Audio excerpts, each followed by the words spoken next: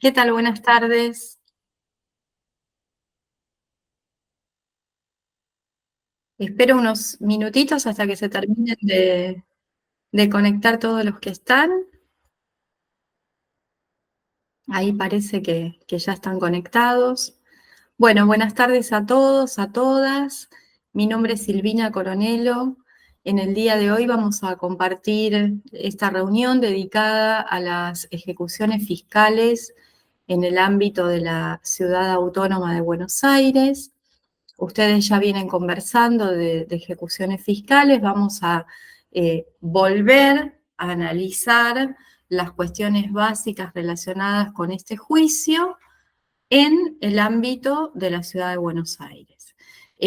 Todas las preguntas que les surjan y que deseen hacer, como tienen los micrófonos muteados, inhabilitados, y yo no tengo forma de habilitarlos, se vayan haciéndolas por el chat. Yo voy a estar atenta al chat.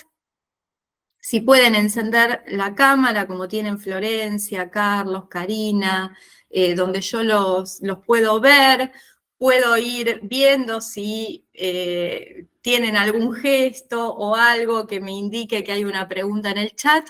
Lo vamos haciendo como un poco más interactivo, más dinámico, y con la idea de poder resolver en la medida que sea posible las consultas que les puedan surgir. Dicho esto, vamos a comenzar con el juicio de ejecución fiscal en la ciudad de Buenos Aires, que está regulada en el Código Contencioso Administrativo y Tributario, en los artículos 456, justo se me cerró el código, 456 en adelante. Si ustedes tienen el código contencioso a mano, perdón, no, 456 no, 452 en adelante. Si ustedes tienen el código a mano, buenísimo, lo pueden ir siguiendo. Si no, después las invito a que busquen el código y puedan leer las normas de las que conversamos. El procedimiento de ejecución fiscal se inicia con el libramiento de una boleta de deuda por parte de AGIP, de la Administración Gubernamental de Ingresos Públicos, donde deben constar los datos del demandado, los datos del reclamo, de los conceptos que se están reclamando, y con esto, digamos, con el libramiento de esta boleta de deuda, que es el título ejecutivo, el título en el cual se funda la ejecución fiscal, se instruye a un apoderado del gobierno de la Ciudad de Buenos Aires, que recibe el nombre de mandatario, ¿sí? Es el mandatario de la ciudad, es el colega, abogado, abogada, que representa a la Ciudad de Buenos Aires en estos juicios ejecutivos. Entonces, el mandatario, con la boleta de deuda librada por AGIP, más poder, el poder concedido en su favor, inicia el juicio de ejecución fiscal. Ante la presentación de la demanda, de esta demanda, la justicia dicta lo que conocemos como el primer auto, que es la providencia, la resolución que intima de pago, ¿sí? El primer auto, que es la intimación de pago. Con esta intimación de pago, también en muchos casos, a pedido del mandatario, se ordena alguna medida cautelar, ¿sí? Se podría ordenar la traba de alguna medida cautelar. Ahora vamos a ver ambas cosas por parte, digamos. La intimación de pago implica la diligencia de esta intimación de pago, que a diferencia del procedimiento que ustedes vieron a nivel nacional, el de la 11683, tramita mediante una cédula y no mediante un mandamiento. O sea, no se libra un mandamiento de intimación de pago, sino que es una cédula en la cual se notifica a la ejecutada, a la contribuyente ejecutada, el inicio de la ejecución fiscal y se la intima de pago para que en el plazo de 5 días pague u oponga excepciones. Y aquí es donde empezamos a encontrar algunas diferencias con el procedimiento nacional que vamos a ir marcando. Yo se las voy a ir marcando para que ustedes puedan buscar las cuestiones que son simétricas, que son idénticas, y las cuestiones diferenciales que tenemos en el ámbito de la ciudad. Entre estas excepciones que puede oponer el demandado, el ejecutado, se encuentra la excepción de pago, ¿sí?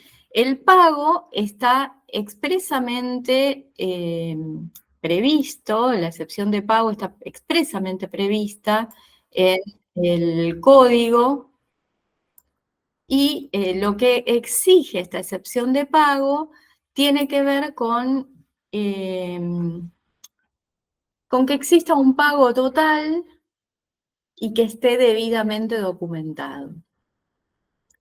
Esta excepción a lo largo del tiempo ha ido cambiando, porque antes para la excepción de pago acompañábamos los comprobantes de pago con el sellito del banco y le oficiábamos al banco para que, digamos, en caso de desconocerse el pago, pudiera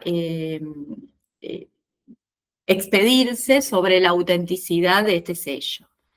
Hoy, como sabemos, los pagos se hacen mediante pagos electrónicos, mediante volantes electrónicos de pago que se abonan o por tarjeta o a través del home banking. Entonces, el comprobante de pago justamente va a ser ese volante electrónico de pago con el código que surge de el pago que se haya realizado, el código que identifica el pago realizado. Para ser suficiente para fundar la excepción de pago, el pago tiene que estar, como decíamos, documentado y ser total. Si tengo un pago parcial, este pago no es suficiente para fundar la excepción. Ahora, aquí hay un tema que se abre, no tenemos una jurisprudencia, pero se los comento como para que lo pensemos,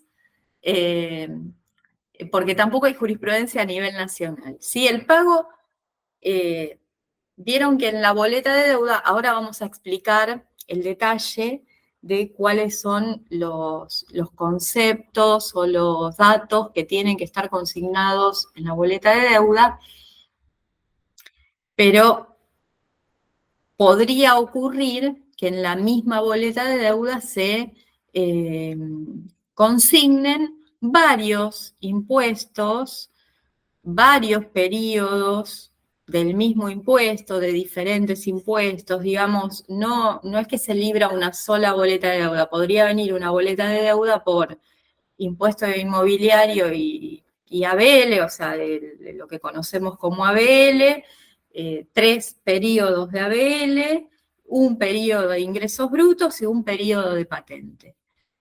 ¿Es habitual? No, no es habitual, pero podría ocurrir que en la misma boleta de deuda vinieran todos estos conceptos. Entonces, podría ocurrir desde el punto de vista del contribuyente que cuando revisa, vamos a suponer que tiene un concepto, un periodo de cada uno. Uno de ABL, uno de ingresos brutos y uno de patente. Entonces, el contribuyente cuando recibe la intimación de pago ve que el concepto, el periodo que le están reclamando de la patente está pago. Entonces, respecto de ese concepto, podría oponer una excepción de pago porque tiene el comprobante. Sin embargo, esa excepción no va a ser viable porque el pago tiene que ser total para digamos, resultar encuadrable en la excepción. No sé si me estoy explicando. Si no se entiende, avísenme y lo trato de formular de una mejor forma. Pero bueno, la idea es esta, que a veces puede ser que el pago sea parcial porque se refiera a uno de los conceptos que se están discutiendo. Entonces, luego no puede haber una sentencia haciendo lugar a la excepción y mandando a llevar adelante la ejecución por el resto. Entonces, lo que se hace es tomar nota de ese pago que está denunciado y si del resto de las cuestiones ejecutadas, de los conceptos ejecutados, no hay otra excepción, se manda a llevar adelante la ejecución de todos modos. Entonces, este es digamos, el asterisco, el detalle a aclarar de los pagos parciales. No solo se refieren a que pagué una parte de un concepto, sino que puede ser que se refieran a el pago de uno de los conceptos que se están ejecutando. Y por supuesto, el pago tiene que ser debidamente imputado, ¿sí? Debe estar en la constancia de pago que acompaña en el BEP abonado, tiene que constar, si me están reclamando patente del periodo fiscal 6 del 2023, bueno, el comprobante que yo acompañe tiene que consignar ese periodo fiscal.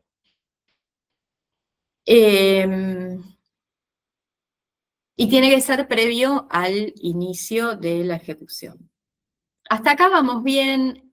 ¿Hay alguna pregunta? ¿Algo que quieran compartir?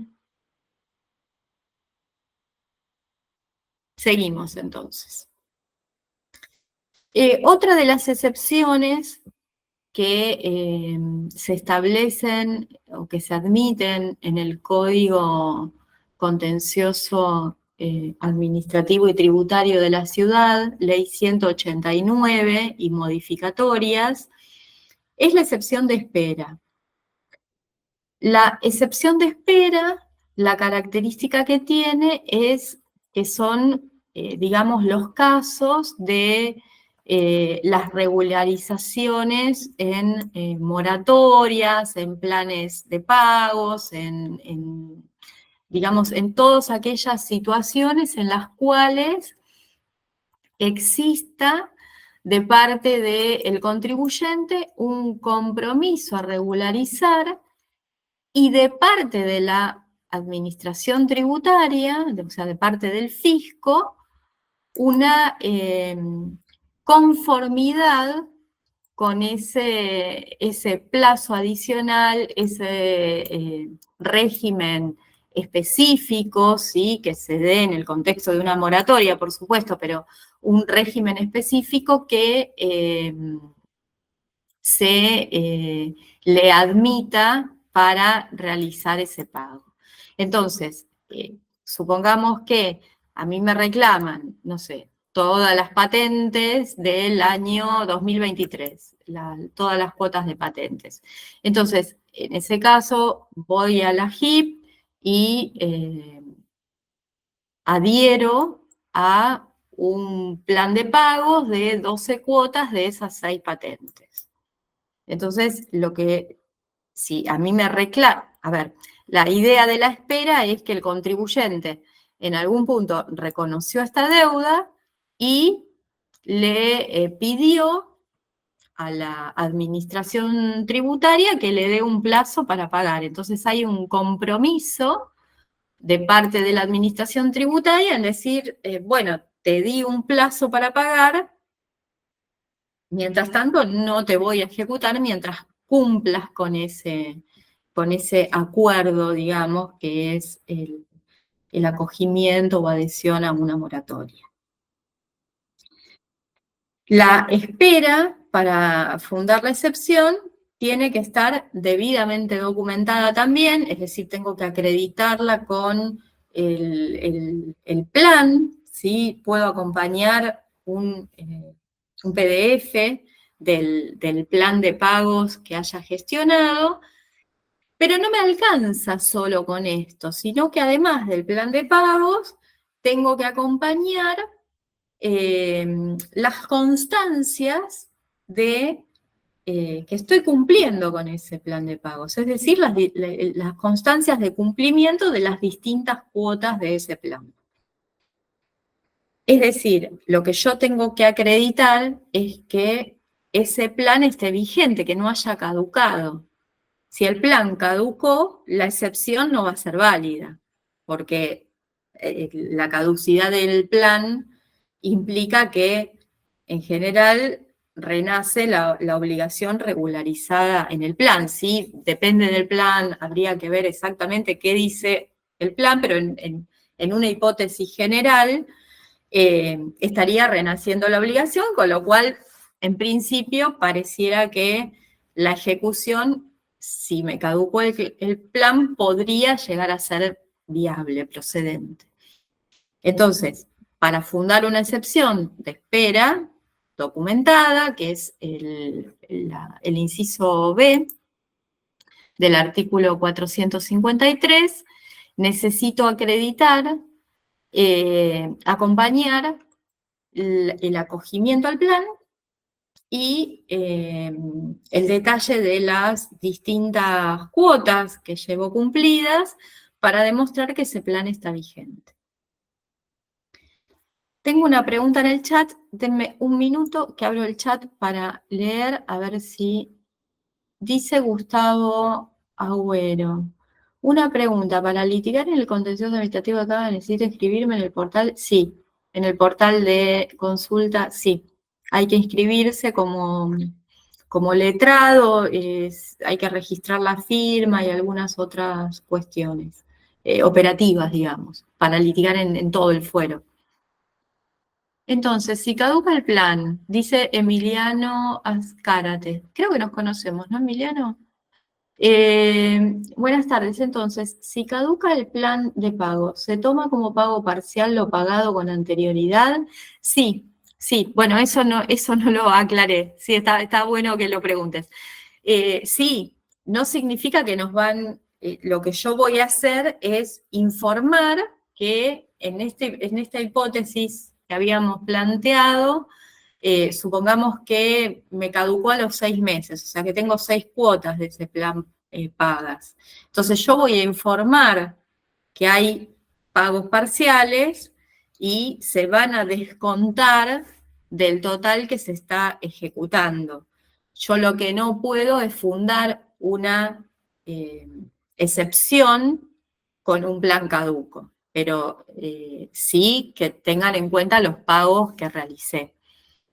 No sé si te respondí, Emiliano, si no cualquier cosa volvé a decirnos por el chat. Hasta acá vamos bien, ¿hay alguna pregunta, algún comentario?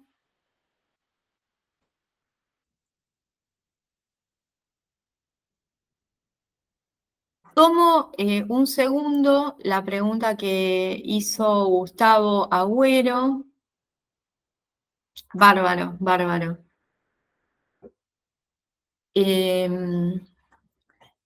Porque dice una pregunta para litigar, ¿necesito inscribirme en el portal de consulta? Sí, necesitan inscribirse porque además, esto lo aclaro, que es más allá de las ejecuciones fiscales, pero eh, hoy está digitalizado el procedimiento. Después vamos a volver sobre este tema, en particular respecto de las ejecuciones fiscales, pero a raíz de la digitalización de los procedimientos, lo que hacemos es entrar al portal de consultas del Consejo de la Magistratura, de los juzgados contenciosos, administrativos, tributarios y de las relaciones de consumo, ¿sí? Yo voy a decir juzgados contencioso, administrativo y tributario, que ya me resulta larguísimo.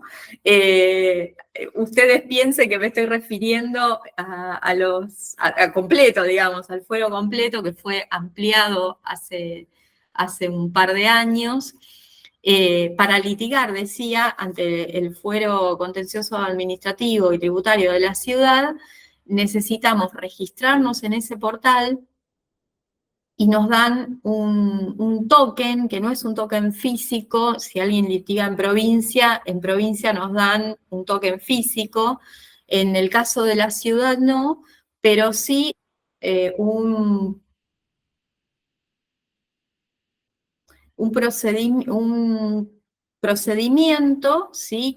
Al cual accedemos y en el momento de hacer las presentaciones nos da un código que se llama hash, que es la numeración que tenemos que colocar para habilitar cada presentación electrónica que realizamos. Entonces, ¿por qué es importante registrarnos? Porque es la única forma como abogados, como abogadas, que tenemos de actuar ante el fuero contencioso administrativo de la ciudad. Me preguntan, ¿Osea Nación, Cava y Buenos Aires? No entiendo esta pregunta. Hoy estamos viendo exclusivamente Ciudad de Buenos Aires. Si la pregunta es, ¿tenemos que inscribirnos o tenemos distintas formas en nación, en ciudad y en provincia de Buenos Aires? La respuesta es sí. No sé si a eso se refiere la pregunta de Carlos. Sí, hay diferencia, Carlos, en cada jurisdicción. Tenemos lo que es el Poder Judicial de la Nación, que es todo lo que es nacional y federal, el PJN, que seguramente todos conocen. Si vamos a litigar en el ámbito de la Ciudad Autónoma de Buenos Aires, este fuero que estoy comentando, que son los juzgados contenciosos administrativos, tributarios y de las relaciones de consumo, y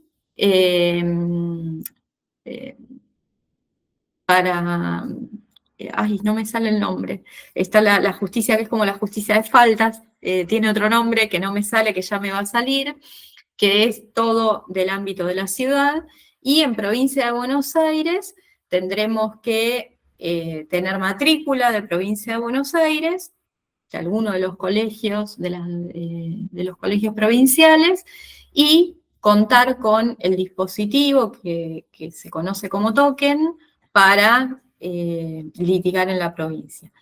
Lo que es provincia de Buenos Aires lo van a ver en la próxima reunión, si mal no recuerdo, o dos reuniones más adelante, así que por el momento no vamos a profundizar en ese tema. Exacto, a cada inscripción, sí.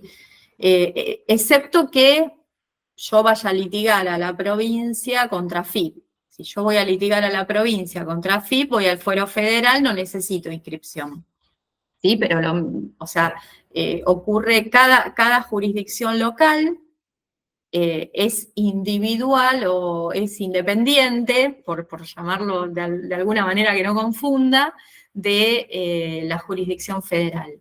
Y cada una tiene su propio sistema de presentaciones, así como lo tenía en su momento, y nos guiábamos con los 24 códigos y actuábamos en todo el país, y para nosotros que estamos acá en el ámbito de la ciudad, con los 3 códigos, ¿sí? Conocíamos nación, ciudad y provincia. Hoy tenemos esos 3 códigos más toda la normativa que regula la digitalización de los procedimientos y de las presentaciones electrónicas, la diligencia de las cédulas electrónicas, que en cada caso tiene sus particularidades.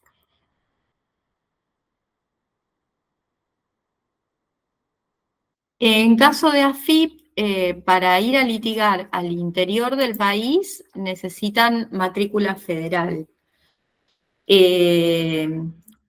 O sea, la matrícula, sí, matrícula federal. En el ámbito de la Ciudad de Buenos Aires, con la matrícula del colegio es suficiente, pero, no sé, un juicio con AFIP en la jurisdicción de San Juan, yo no puedo presentarme a patrocinar al contribuyente con mi matrícula del colegio público, sino que tengo que presentarme con la matrícula federal, que se tramita ante la Cámara Federal que corresponda.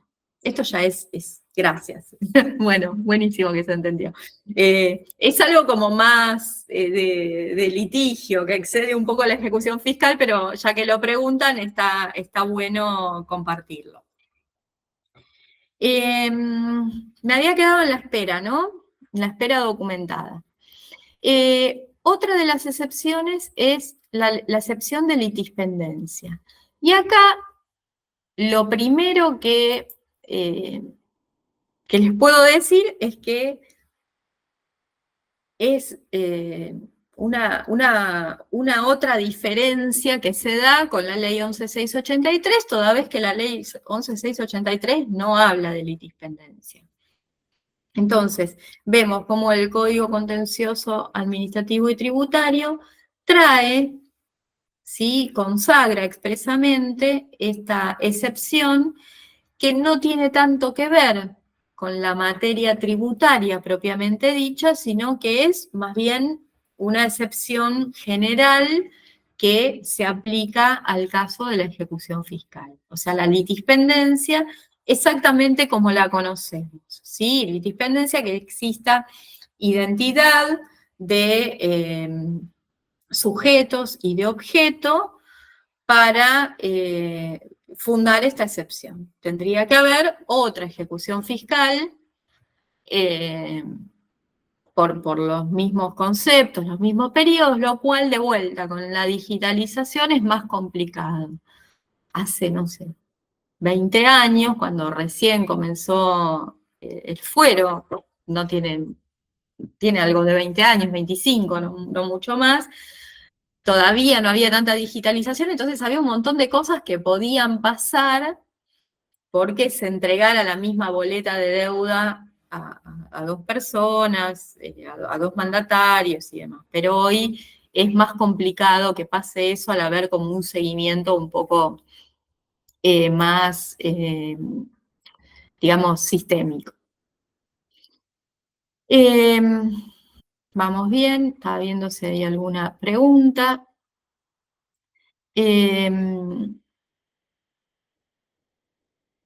Otra de las excepciones también, una excepción que aquí vamos a ver una excepción que es parecida pero diferente, que esto también ya lo saben porque es una excepción general, no solo de la materia tributaria, es la falta de legitimación pasiva en el ejecutado, y la relacionamos con la excepción número 1, que es la falta de personería en el demandante.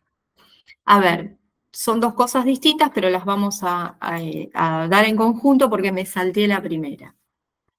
En el caso de la falta de personería, a lo que apunta es a esto que yo les contaba cuando comenzamos a hablar del tema, que tiene que ver con que ese mandatario, con la demanda, acompañe una constancia del poder que el gobierno de la ciudad ha otorgado en su favor.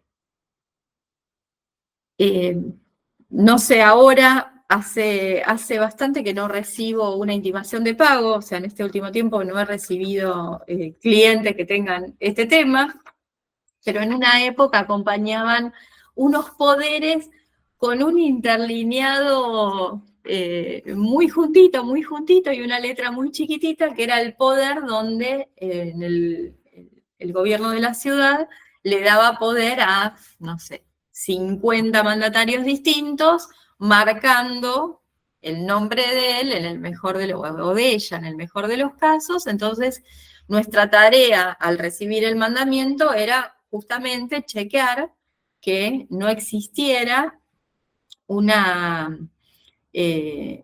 falta de acreditación de la personería, o sea, revisar que el mandatario que estaba llevando adelante el juicio estuviera incluido. Esta es una excepción de las que se conocen como meramente dilatoria, porque si hay un tema con la personería, lo que ocurre es que yo pongo excepción de falta de personería, me adelanto un poquito, pero creo que vale la pena aclararlo, excepción de falta de personería, lo que hace el juez es intimar a la actora a que acredite la personería. O sea, es una excepción que no trae como consecuencia, por lo general, el rechazo de la demanda, sino que lo que podría ocurrir es que, o si el mandatario se equivocó de fotocopia, o si se olvidó de acompañarla, la acompañe y ese error, digamos, queda subsanado, ¿sí? En cambio, la excepción de falta de legitimación pasiva, ¿sí? Que es la número 4, la que está en el inciso 4, dice falta de legitimación pasiva en el ejecutado o ejecutada para obrar. Bueno, me parece súper redundante, pero bueno, esta es una opinión que hasta podrían decir que no viene a nada, pero bueno, si es falta de legitimación pasiva, ya sabemos que es en el ejecutado. Y tiene que ver con, bueno, demostrar que la persona a la que se está ejecutando, lo mismo, tampoco es una excepción puramente del ámbito tributario, sino que son las excepciones generales en materia de juicios ejecutivos, y en este caso lo que podría demostrar el contribuyente es que no es el sujeto obligado a pago. De vuelta, no quiero ser reiteratoria, pero si volvemos al ejemplo del auto, podría ocurrir que me reclamen patentes de un auto que yo ya había vendido. Acá les voy a hacer un asterisco chiquitito para otro tema que vamos a retomar en un ratito, pero que no me quiero poner a hablar exclusivamente de ese tema. Vamos a eh, comentar una jurisprudencia con perspectiva de género en la cual justamente había un tema de falta de legitimación pasiva eh, que fue interpretada, o sea, fue una excepción opuesta tardíamente, eh, que fue interpretada con perspectiva de género, en la cual, si bien el vehículo se encontraba a nombre de una mujer, esta mujer había sido víctima de violencia de género y había tenido que irse escapando de su ex esposo, y dejó todo, entre otras cosas, el auto.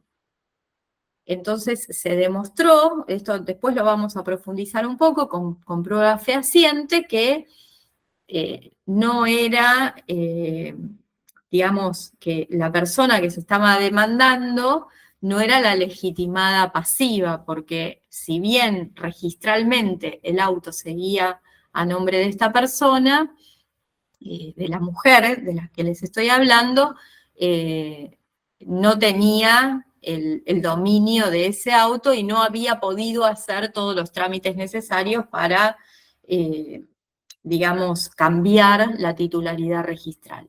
Es un caso muy interesante, por eso quiero terminar con la parte más general y después volvemos sobre este punto. Pero sin irnos a ese caso extremo, podría ocurrir que yo realicé la venta de mi auto, eh, hice la denuncia ante AGIP de esa venta del auto y, bueno, no se tomó debida nota de esta venta y entonces me están haciendo el reclamo. Entonces, lo que yo podría hacer es acompañar el 08, la inscripción registral, ofrecer una informativa al registro de la propiedad automotor, digamos, acreditar de alguna manera que no soy la legitimada pasiva en relación a ese vehículo. Por supuesto, estamos hablando de periodos posteriores a la venta. Si existiera la posibilidad, que no existe, de que fueran periodos anteriores a esa venta, sí voy a ser legitimada pasiva porque fui la titular de dominio, o sea, fui quien realizó el hecho imponible del impuesto automotor. ¿Vamos bien? ¿Sí?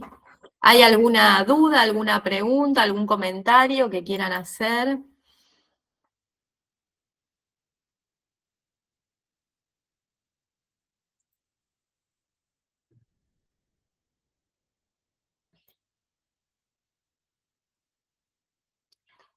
¿Con la denuncia de venta en el registro alcanza o sí así hay que hacer la transferencia? Sí, es un tema. La denuncia de venta justamente se hace con este sentido, pero con esa denuncia de venta en el registro no alcanza los fines tributarios, sino que habría que hacer la denuncia de venta ante la autoridad, ante la administración tributaria. Es decir, en el caso que estamos comentando, ante AGIP. Si el vehículo, bueno, a ver, esperen que leo, porque por supuesto que hay múltiples situaciones, ¿sí? Si el vehículo fue subastado y no se hizo la transferencia, no sé cómo sería el caso de una subasta que no está inscripta, supongo. Bueno, ahí habría que ver por qué no se inscribió la subasta. Eh, de vuelta, habría que ver exactamente en qué situación se está, pero si fue subastado y eso está debidamente documentado y exteriorizada la subasta ante la administración tributaria, pareciera que, de vuelta, lo digo todo en potencial porque lo único que conozco de lo que me preguntan son las dos líneas que escriben en el chat. Habría que ver bien cuál es la situación, pero quizás podrían fundar de todos modos una excepción. Sí, habría que ver bien, pero en principio, si el contribuyente realizó la venta y denunció esta situación ante la administración tributaria, sería la forma de fundar esta falta de legitimación pasiva del ejecutado, valga la redundancia. En caso, tengo entendido que el martillero, a ver, denme un segundo. En ese caso tengo entendido que el martillero es responsable de que se realice con toda la documentación al día. Sí, acá les pido disculpas, pero la verdad es que no es un tema que yo maneje, el tema de las subastas judiciales. Creo que no intervine nunca en ninguna, en casi 30 años de abogada. Habría que ver, seguramente de esto, si ustedes se dedican a este tema, saben mucho más que yo. Habría que ver bien qué es lo que tenemos, qué es lo que se informó a la administración tributaria, qué es necesario informar a la administración tributaria y que no, ¿sí? Porque quizás, como dice el colega, es el martillero el que realizó la gestión y se ocupó de denunciarlo.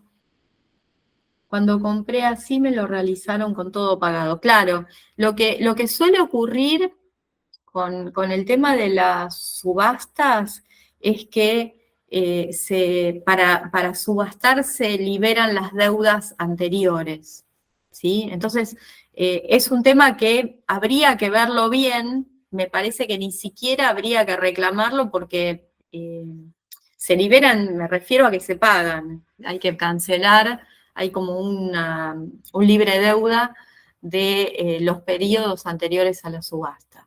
Pero de vuelta, no es un tema que yo maneje, si les interesa muy particularmente, ahora después les escribo mi mail o lo pueden pedir en el colegio y lo averiguamos, no hay problema. Pero en este momento no sabría decirles cómo, o sea, qué constancias tengo en el caso de una subasta como para fundar la falta de legitimación pasiva. Bueno, pago ya lo conversamos, es la excepción por excelencia, por eso siempre empiezo por la excepción de pago.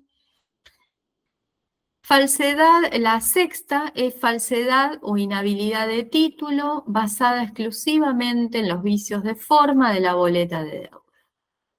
Bueno, si hay una excepción aplicable en materia tributaria, es esta, ¿sí? Esta es la excepción que nuclea todas aquellas cuestiones que tienen que ver con los defectos en principios formales, ¿sí? De vuelta acá, en principio, lo que dice estrictamente la ley es que se va a referir solo a las cuestiones de forma, ¿sí?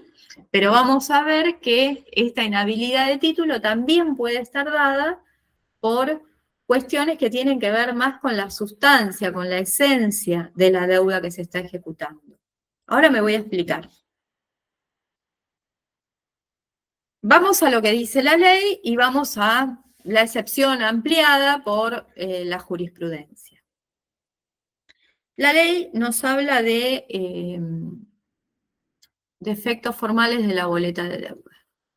Y acá tenemos el primer conflicto, porque para saber cuáles son los defectos formales de la boleta de deuda, yo tendría que tener un artículo que me diga, la boleta de deuda debe contener los siguientes elementos.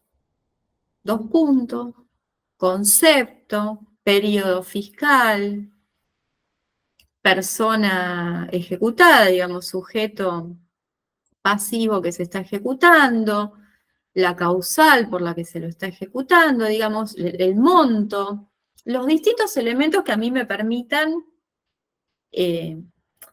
o que permitieran darle la entidad que tiene la boleta de deuda, que no es más ni menos que el título ejecutivo. Es decir, pensemos que si nos falta algún dato en la boleta de deudas, es como, podemos hacer el paralelo, no sé, con un cheque. Bueno, ahora ya los cheques casi que no existen más, salvo los electrónicos, ¿no? Pero podemos hacer el paralelo con un cheque en el cual faltara alguno de los datos necesarios para que tuviéramos un título hábil. Bueno, en este caso, el título ejecutable es la boleta de deuda. Entonces, esta excepción se refiere a que en esa boleta de deuda falta alguno de los elementos esenciales para que se lleve adelante la ejecución, que son estos que mencionaba recién.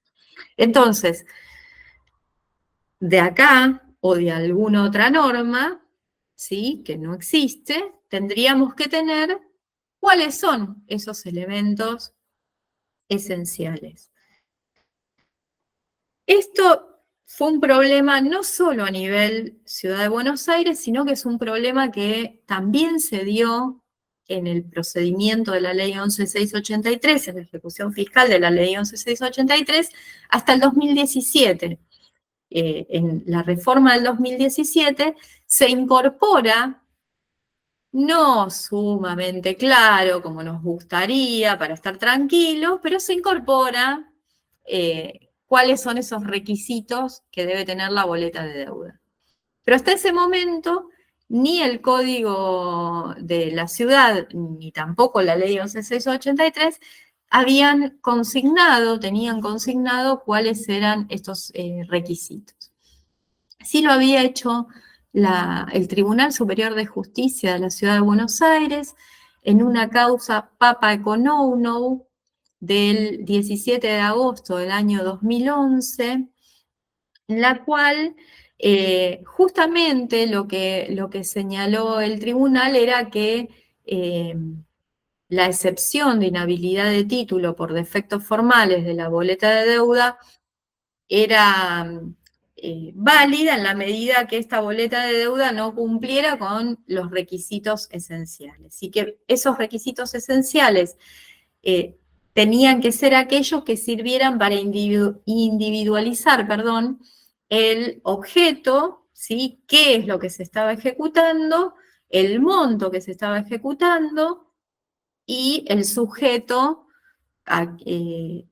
pasivo, digamos. Entonces, lo que hace el Tribunal Superior de Justicia en ese momento es ir a una fuente doctrinaria que es el modelo de código tributario para América Latina, que consagraba en su normativa el concepto o los requisitos, digamos, que tenía que tener la boleta de deuda. Estoy viendo si lo tengo acá a mano para leerles el artículo. En el caso de Papaconounou, la ejecución fiscal se había iniciado contra el señor propietario, ¿sí? Esto sigue ocurriendo, ¿sí? Sigue ocurriendo que, pese a esta jurisprudencia, en algunos casos se ejecute contra fulano de tal como propietario, volvemos al caso del auto. Esto se da más en inmuebles, ¿sí? Más en relación a ABL, impuesto inmobiliario. Pero se podría dar, a mí me han llegado casos de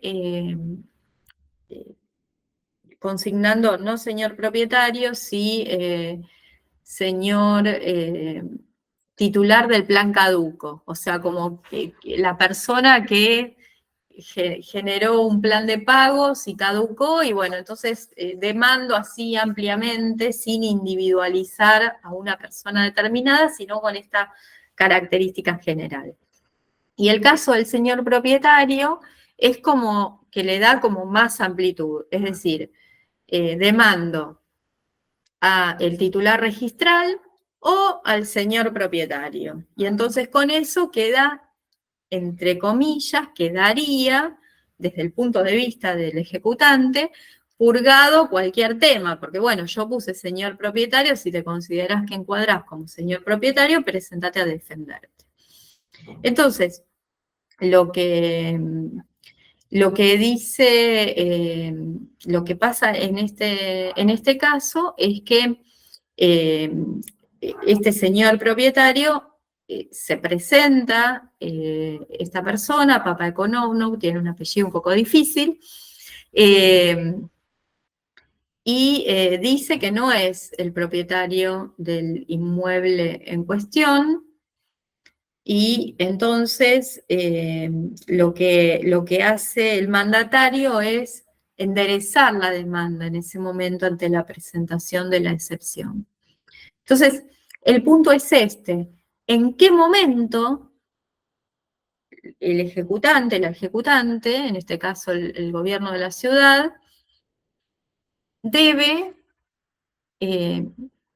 a ver, esperen, ¿cómo lo digo? ¿En qué momento analizamos la validez de ese título ejecutivo? ¿Sí? ¿Qué lo puedo ir subsanando y enderezando y completando, o el título ejecutivo tiene que ser suficiente? Bueno, lo que nos dijo el Tribunal Superior de Justicia en esta causa y un par de años más tarde en la causa, esperen que ya les digo, Foyer, digo que es, Fenoyer, perdón, Fenoyer, es que la boleta de deuda tiene que estar completa en el momento que se inicia la ejecución. ¿Sí? En ese momento tiene que constar, no se puede andar después el mandatario subsanando defectos con distintas presentaciones que se pueden entender en el contexto de un juicio, pero que no se van integrando a la boleta de deuda. O sea, ¿qué correspondería? Que si presenté una boleta de deuda que no es hábil para fundar la ejecución, se haga lugar al planteo de excepción de inhabilidad de título y eventualmente se inicie una nueva ejecución fiscal con una boleta de deuda completa, digamos, con todos los requisitos que, de vuelta, están delineados por la jurisprudencia del Tribunal Superior de Justicia, la doctrina a través del modelo de código tributario para América Latina, y hoy por la referencia que podemos hacer a la ley 11.683. Hoy la ley 11.683 tiene consignados los requisitos que tiene que tener una boleta de deuda. Entonces, ¿es aplicable en este caso? No, no es aplicable, pero yo puedo referir para traer un ejemplo de qué requisitos no se están cumpliendo en un caso concreto. ¿Se entendió? ¿Hay algún comentario, alguna duda? ¿Hay algo que no supe transmitir y que le genere alguna inquietud? Vamos bien, entonces. Súper claro. Bueno, me alegro, me alegro. Yo les dije que si tengo un defecto formal en la boleta de deuda, bueno, tengo toda esta jurisprudencia, ¿sí? Y esta excepción clara, porque volvemos a leer el inciso y nos dice falsedad o inhabilidad de título basada exclusivamente en vicios de forma de la boleta de deuda. Ahora, también les adelanté que la inhabilidad de título puede estar dada por otros vicios de esa boleta de deuda que no sean los meramente formales. ¿Y a qué nos referimos con esto? Y bueno, puede ser que me estén ejecutando una deuda respecto de la cual yo interpuse un recurso administrativo que esté en discusión, ¿sí? Que se haya iniciado un procedimiento determinativo y el contribuyente haya presentado su descargo, se dictó resolución determinativa y el contribuyente presentó un recurso administrativo de revisión, el equivalente a la reconsideración. Estoy dudando porque no me acuerdo el nombre exacto que tiene, pero en la ciudad hay dos recursos, el primero creo que es reconsideración. Bueno, podría ser el primero o el segundo, no importa en el ejemplo. Yo me enredé tratando de acordarme el nombre. En ese caso, la boleta de deuda no va a tener un defecto de forma, pero sí hay una pendencia de recursos que hace que esa boleta sea un título inhábil, porque lo que tiene que hacer el fisco, el gobierno de la ciudad en este caso, es esperar a que resolver, digamos, ese recurso interpuesto y recién ahí, si esa resolución quedará firme, podrá iniciar la ejecución.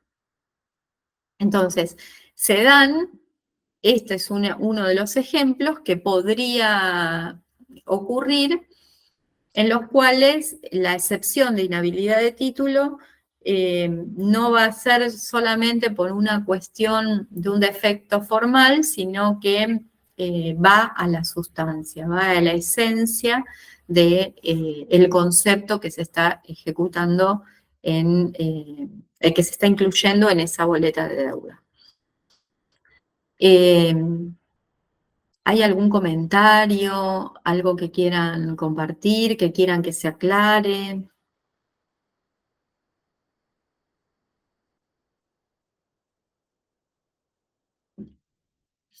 En general, la excepción de inhabilidad de título es una excepción que termina siendo un poco elástica en el sentido de que a través de esta excepción muchas veces se pueden incorporar otras cuestiones que no están contempladas en las otras excepciones. Por ejemplo, me ejecutan un concepto que compensé, ¿sí? Que una deuda que fue extinguida por compensación. Entonces, si nos ponemos a revisar cómo encuadramos esa deuda compensada, y bueno, pago no es, porque es compensación, es otro modo de extinción de la obligación tributaria. Entonces, no voy a poder oponer excepción de pago porque no voy a tener el comprobante de pago, etcétera, que ya vimos. Espera tampoco. Entonces, lo que me voy a encontrar, el resto de las excepciones que mencionamos, que son las más generales, aplicables a la materia tributaria, tampoco me coincidiría con ninguna, con lo cual la opción que tengo es plantear una inhabilidad de título, pero por un defecto de fondo, perdón, de la boleta de deuda, en la medida que se está ejecutando un concepto que ha sido compensado. ¿Sí? O sea, la boleta de deuda va a ser inhábil porque el concepto ejecutado no es una deuda del contribuyente. Entonces, en ese sentido, me refiero a que, más allá de que el código intenta limitar esta excepción, hablando de exclusivamente a cuestiones formales, es una excepción que a lo largo de la historia, digamos, de las ejecuciones fiscales en nuestro ordenamiento, vemos que ha tenido como cierta flexibilidad, ¿sí? Porque se ha admitido incluso para casos en los cuales no se refería exclusivamente a una cuestión formal. Hay mucha jurisprudencia, tanto a nivel Tribunal Superior de Justicia de la Ciudad, que es obviamente nuestro Tribunal Supremo para estas cuestiones, sino que también hay jurisprudencia de la Corte, ¿sí? No exclusivamente en materia de la ciudad, pero muchas veces esta jurisprudencia, más allá de que no sea la jurisdicción específica, nos puede servir, introducir algunos conceptos, porque en aquellos casos, digamos, en los cuales se ha flexibilizado el alcance de esta excepción.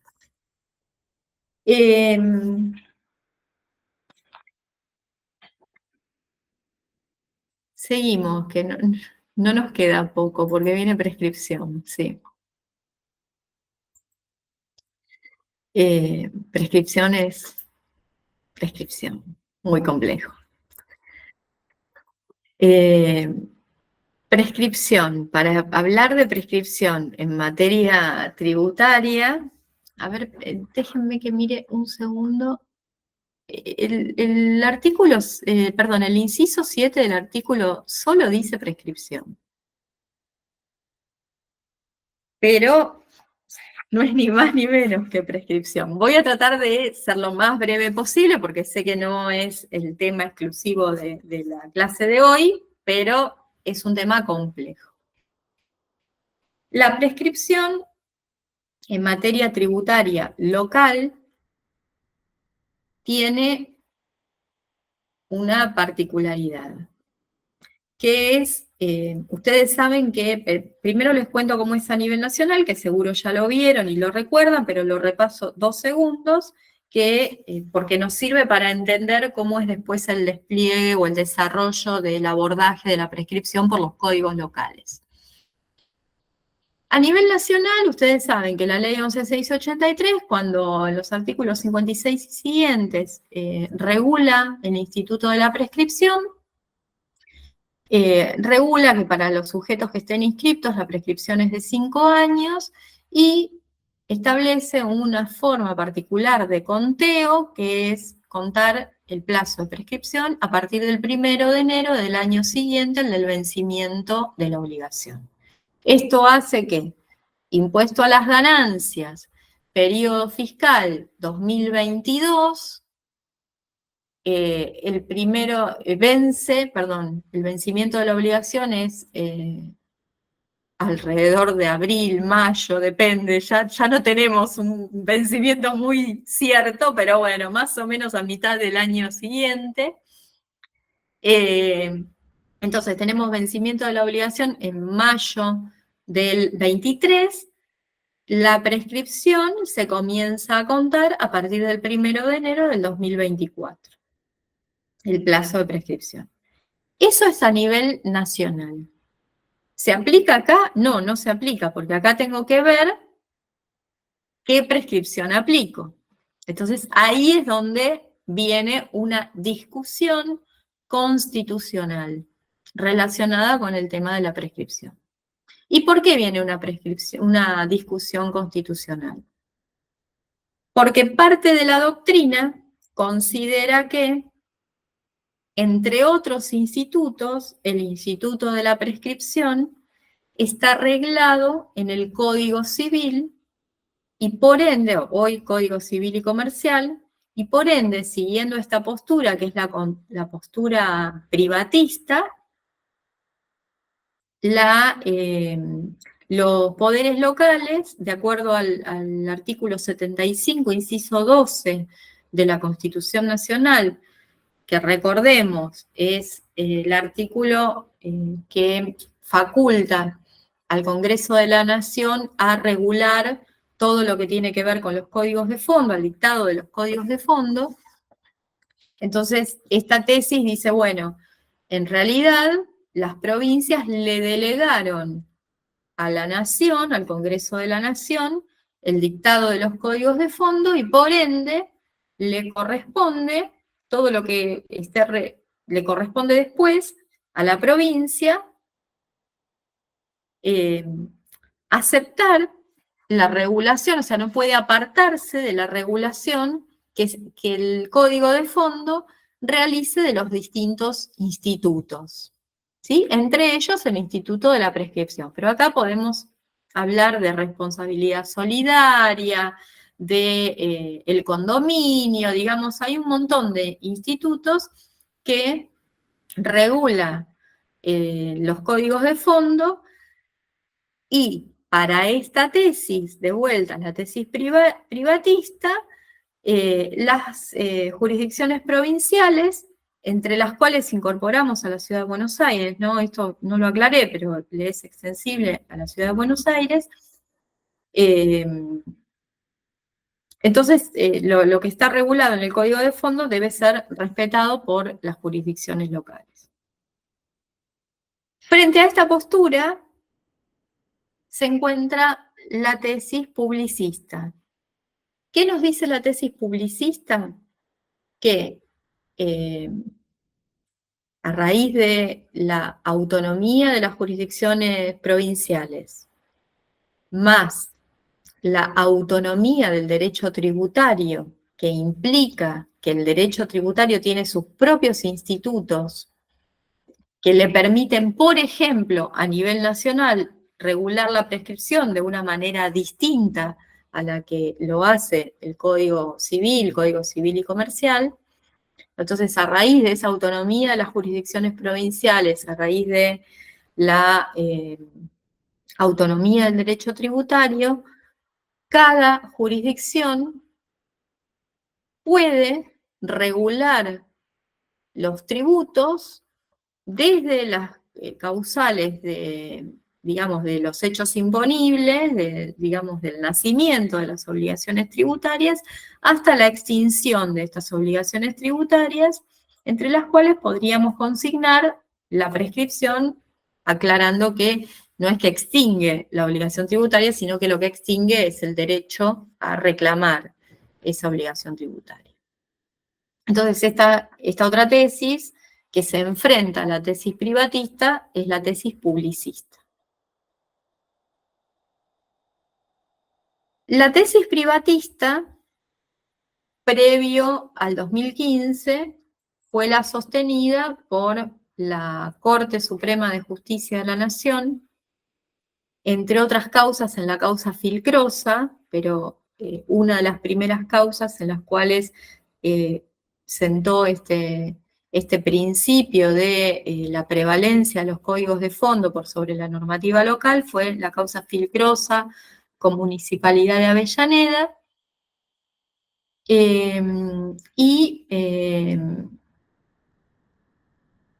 fue ratificando y ampliando a lo largo de un montón de precedentes, ¿sí? Yo tengo varios artículos escritos, si les interesa, me avisan y se los hago llegar. Pero bueno, fue el criterio que se utilizó hasta el 2015. El Tribunal Superior de Justicia al mes de Filcrosa al mes no, a los 2 meses, al mes de Filcrosa es de septiembre, en el mes de noviembre se expide en la causa Sociedad Italiana de Beneficencia, siguiendo el criterio de la tesis publicista, o sea, el criterio contrario al de la Corte Suprema.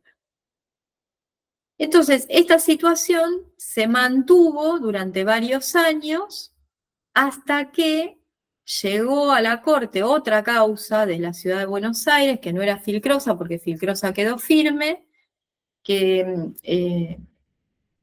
se llamaba, no me sale el nombre y no lo tengo acá anotado, bueno, no importa, no importa. Me sale Bullati y no es Bullati, es como larga, Bottoni, la causa Bottoni. Llega la causa Bottoni, en la causa Bottoni la Corte le dice al Tribunal Superior de Justicia que dicte una sentencia acorde a su jurisprudencia.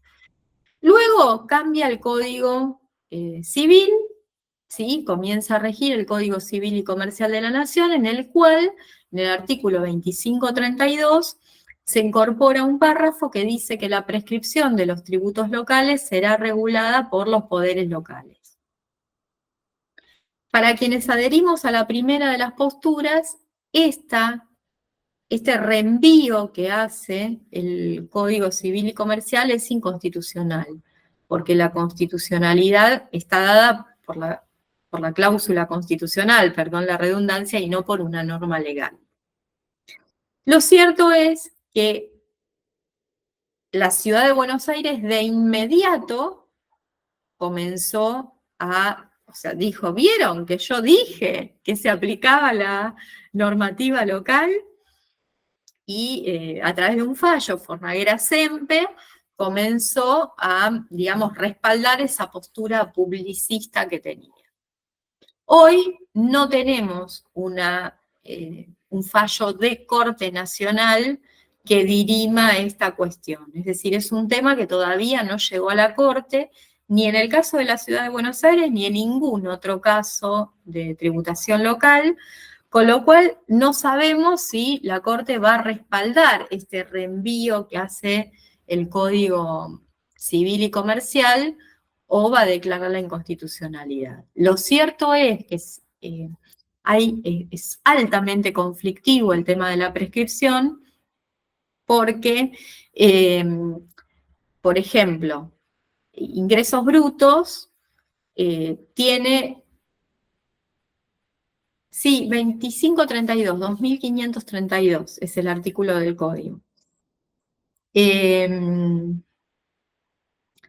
conflictivo por estos temas, digamos, que se dan en materia de prescripción y que siguen existiendo las dos posturas y todavía no tenemos un precedente de corte que dirima la controversia en cuestiones posteriores al año, o sea, en periodos fiscales posteriores al año 2015. Sí hay jurisprudencia posterior al 2015, pero en muchos casos aplicando la normativa anterior, digamos, el viejo Código Civil y Comercial. De esto es como un resumen súper resumido, es un tema de vuelta súper complejo, hay mucho escrito, al que le interesa, a la que le interesa, nos lo hace saber. La última de las excepciones es la excepción de cosa juzgada, que bueno, esta excepción también es una excepción general, no es exclusivamente de la materia tributaria, y tendría que ver con una causa idéntica en la cual se haya resuelto, por ejemplo, que se haya hecho lugar a una excepción, supongamos, de prescripción. ¿Sí? Ahí va a haber cosa juzgada. Si fuera otra excepción o una excepción de pago documentado, si se hizo lugar a otra excepción que me permite reiniciar, por ejemplo, una inhabilidad de título por un defecto formal de la boleta de deuda, no va a ser cosa juzgada, porque el fisco puede librar una nueva boleta de deuda e iniciar una nueva ejecución. Bueno, se nos fue casi todo el tiempo, me dijeron que y media tenemos que cortar, pero bueno, quería esta es como la parte más sustancial del juicio de ejecución fiscal. Entonces, cuando el contribuyente recibe esa intimación de pago, en esos 5 días tiene que ver si tiene alguna excepción oponible. Si esto ocurriera, encuadra la excepción, opone las excepciones y de ese escrito oponiendo excepciones se le da un traslado a la parte actora, a la ejecutante, para que lo conteste. Un dato importante, vieron que yo a medida que íbamos hablando de las excepciones les iba diciendo con qué prueba sustentábamos esa excepción. Un dato muy importante y rescatable de las cuestiones de la ciudad, de las ejecuciones fiscales en la ciudad, es que es altamente probable que se abran a prueba. Siempre fue un fuero el contencioso administrativo tributario de la ciudad, que fue bastante flexible. ¿Qué fallo?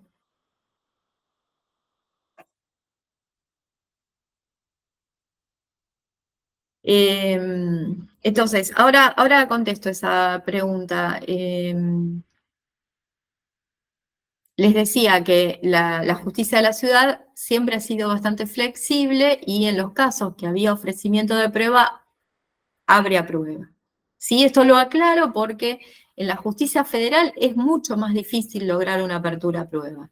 En la ciudad no, en general se abren a prueba y se producen todas las pruebas de las cuales intente valerse el contribuyente y en su caso las que ofrezca la propia administración. Producida la prueba, se dicta sentencia, ¿sí? Haciendo lugar a la excepción o rechazando las excepciones opuestas y mandando a llevar adelante la ejecución. Esta sentencia, a diferencia de la ciudad, solo es inapelable si no supera el monto que establece el Consejo de la Magistratura, que bueno, hay que ver, en el momento tenemos que chequear si encuadra o no en ese monto. Pero a diferencia de los casos nacionales, que nunca es viable la apelación, en el caso de la ciudad, si supera el monto consignado, la excepción es viable. Quiero decir 2 cosas, pensé que me iba a quedar más tiempo, pero quiero decir 2 cosas, así que contesto las preguntas. Ana Iraola, ¿nos podría mandar el material, fallos, etcétera, por medio de académicas? Si me decís, Ana, qué fallo querés, te puedo mandar la cita, ¿sí? El fallo está, los de Nación, los de la Corte Nacional los tienen en la página de la Corte Nacional y los de la ciudad en la página del Tribunal Superior de Justicia. Pero si me dicen qué fallo necesitan, les puedo hacer llegar la cita. Los mandatarios atienden al público porque vino una clienta por una ejecución fiscal, vi el listado de mandatarios.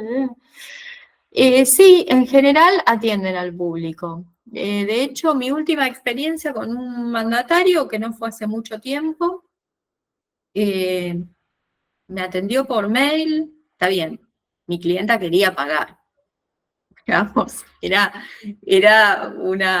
no era una cosa de discusión, entonces pagó y se cerró sin presentarnos en el expediente, pero le pasé la inquietud, digamos, el motivo de la consulta, me mandó todos los volantes para hacer el pago del capital y de sus honorarios, y nada, en 3 días estaba todo cerrado, digamos, y mi cliente en ese caso le habían levantado las medidas cautelares, que es lo que en general los preocupa y los activa en muchos casos.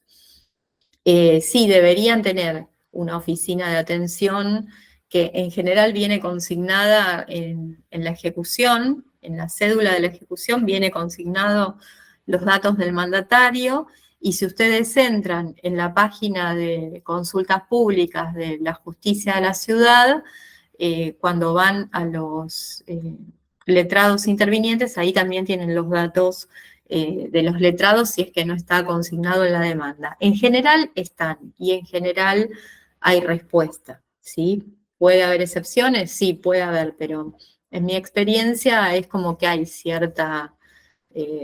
atienden capaz que de 9 a 3 de la tarde, una cuestión así, que a veces, bueno, son esos horarios, tienen, en una época tenían oficinas como comunitarias, como que hay, no sé, 10, 20 mandatarios que atienden en el mismo sitio, bueno, tiene como sus particularidades, pero deberían poder ubicarlos si es que no quieren presentarse en el expediente. Bien, dos cuestiones que no me va a alcanzar el tiempo para desarrollarlas muy en profundidad, pero que por lo menos las quiero señalar. Hoy, el juicio de ejecución fiscal, como cualquier otro procedimiento, es necesario mirarlo desde dos perspectivas que son relativamente nuevas. Una es la perspectiva de género, que algo les comenté, y que ha tenido aplicación práctica en el fuero de la Ciudad de Buenos Aires con este fallo novedoso en la causa SR, en la cual había habido un tema de violencia de género y con sentencia firme, ¿sí? Porque se había notificado un domicilio en el cual esta señora ya no vivía.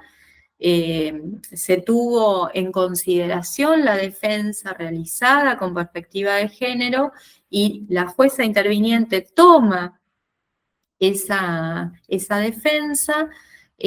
Hay un dictamen de la Oficina de Género, de la Dependencia de Género de la ciudad, y luego se pronuncia primero haciendo lugar a la nulidad de la notificación y luego haciendo lugar a la excepción opuesta.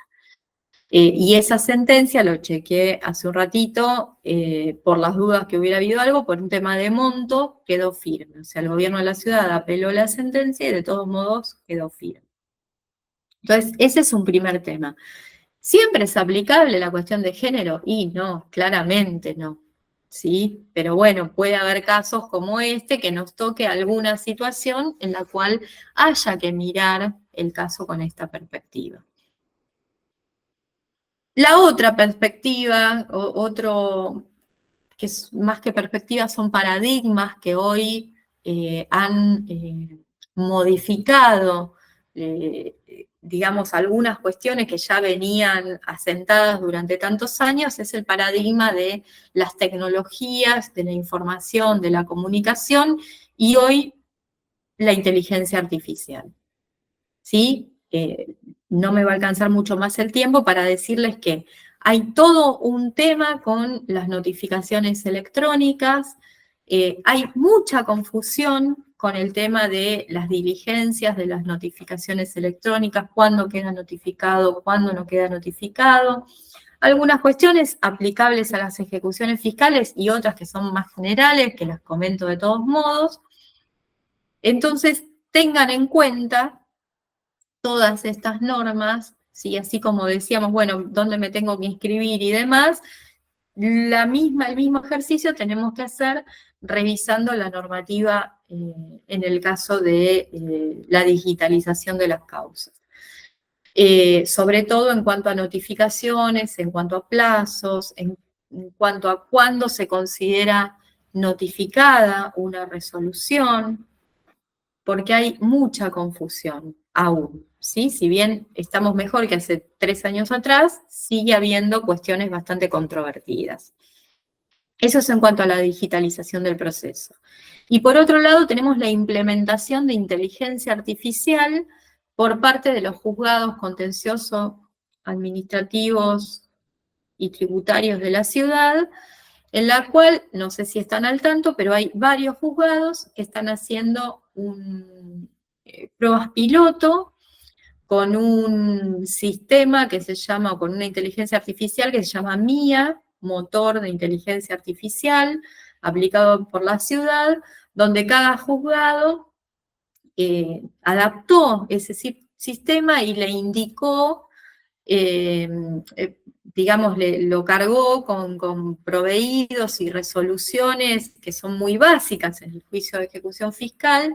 Entonces, es un sistema o una inteligencia artificial que colabora analizando el caso y proponiendo un proyecto de resolución. Lo que es importante por el momento, en todos los casos, la decisión del proyecto la toma un humano, digamos, una persona humana. Pero la inteligencia artificial está interviniendo y así como hace unos años el proyecto había sido, o el piloto había sido por Prometea, hoy es este motor que está siendo implementado por el Consejo de la Magistratura de la Ciudad. Entonces, ¿a qué se apunta? A reducir el tiempo que llevan los distintos análisis y demás. Por ejemplo, entre lo que se informa de este sistema es que más o menos el 90% de los juicios que tramitan ante el fuero contencioso administrativo y tributario son ejecuciones fiscales. Y no tengo el porcentaje, pero les podría decir que cerca de un 90%, vamos a ser generosos y digamos un 80%, van a ser ejecuciones fiscales donde no haya excepciones. Entonces, son juicios muy sencillos, pero y que ese análisis lo puede hacer el sistema de inteligencia artificial proponiendo una salida y reduciendo el tiempo que lleva este análisis, ¿sí? Que en general es bastante evidente, creo que de media hora más o menos se reducía a unos pocos minutos, ¿sí? Supongamos en 5 minutos, una cosa así era la reducción. Tengo un comentario, denme un segundito. Dijo el otro día en el colegio, que estaban por usar.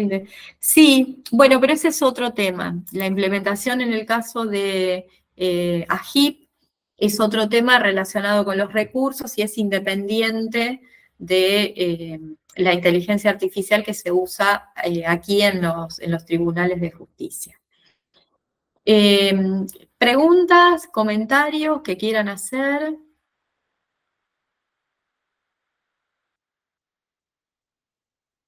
¿Nada? ¿Quedó claro?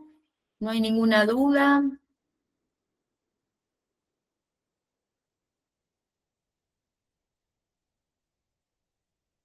Bueno, si quedó todo claro, entonces vamos a dar por finalizada. Bueno, de mi parte, gracias, muy claro todo, muchas gracias. Bueno, perfecto, me alegro que haya quedado claro.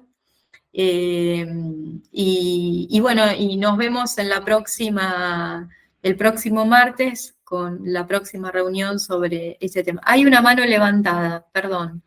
Karina, no sé si te podés desmutear.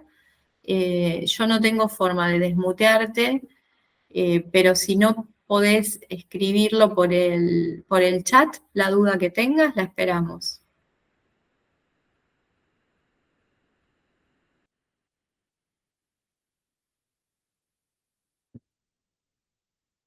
Gracias a ustedes. No sé, Damián. No se puede desmutear. Y yo no tengo tampoco posibilidad, creo, de habilitarla. Pero te espero si querés hacer algún comentario, o sea, transmitir tu inquietud, tu comentario, tu consulta en el chat.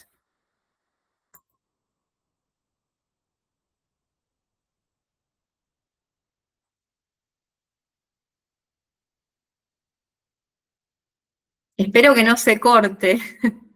Si querés andar adelantándonos algo. No sé, Karina, si seguís estando porque no veo si estás conectada. Quizás quiso saludar, ¿no? El Código Fiscal de la ciudad, no recuerdo el número de ley, lo tienen en la página de AGIP. Anualmente eh, sanciona una nueva ley o se van modificando las leyes anteriores. No recuerdo el número de ley, pero lo tienen en la página de AGIP. Bueno, entonces, como no tenemos más preguntas, les agradezco a todos, a todas la participación y nos vemos en el próximo encuentro. Gracias, que tengan buenas tardes.